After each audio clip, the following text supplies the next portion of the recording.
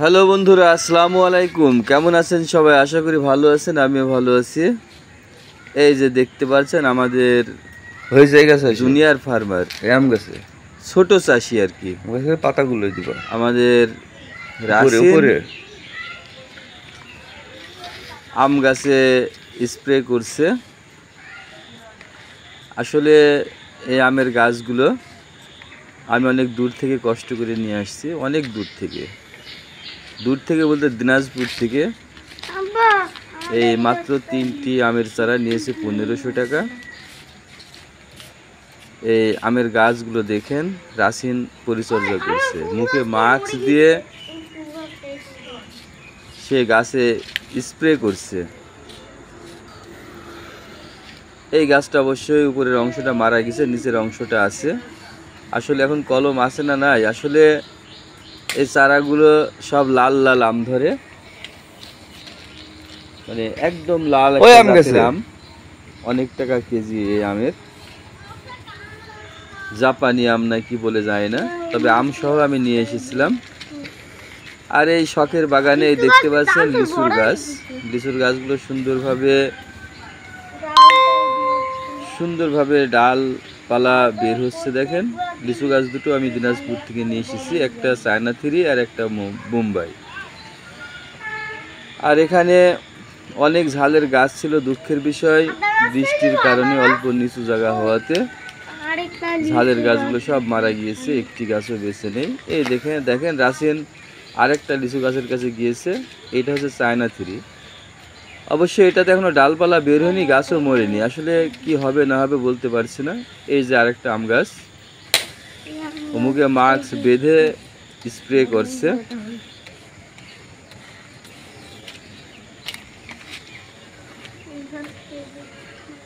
এই দেখেন এ গাছ ও গাছ, এই যে লিচু গাছ স্প্রে করছে।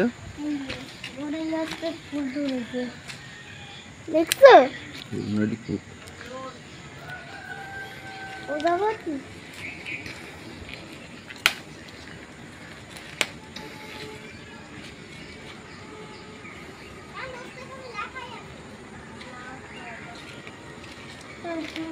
হয়েছে তো দিয়া।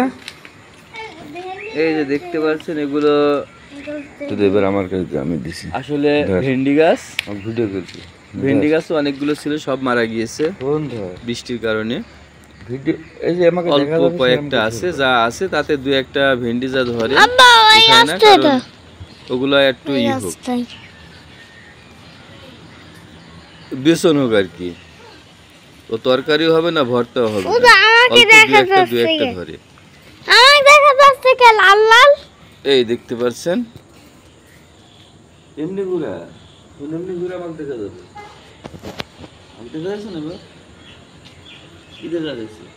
ফোনটা এবার ও হাতে নিয়েছে আমাকে ভিডিও করার। দেখেন হাতে নিয়ে ক্যামেরায় হাতের আঙুল দিয়ে ক্যামেরাটা বন্ধ করে রেখেছে। ও আমার হাতে বিষ দিয়ে বলে ও নাকি ভিডিও। এখানে ক্যামেরা আছে, এখান থেকে হাত সরিয়ে নাও। হ্যাঁ, এবার এখন ক্যামেরা থেকে হাতটা মনে হয় উঠেছে। এই যে পেঁপে গাছে ফুল ধরেছে, দেখুন অনেক ছোট পেঁপে গাছ। পেঁপে হবে কিনা জানি, আমি পেঁপে গাছগুলো স্প্রে করছি আর রাসিন আমাকে ভিডিও করছে।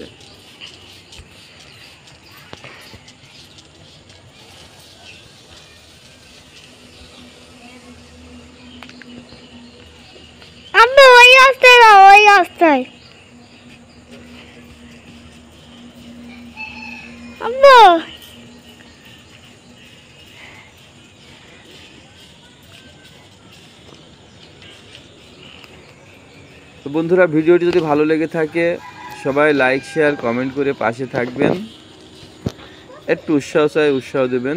সবাই ভালো থাকবেন, আল্লাহ হাফেজ।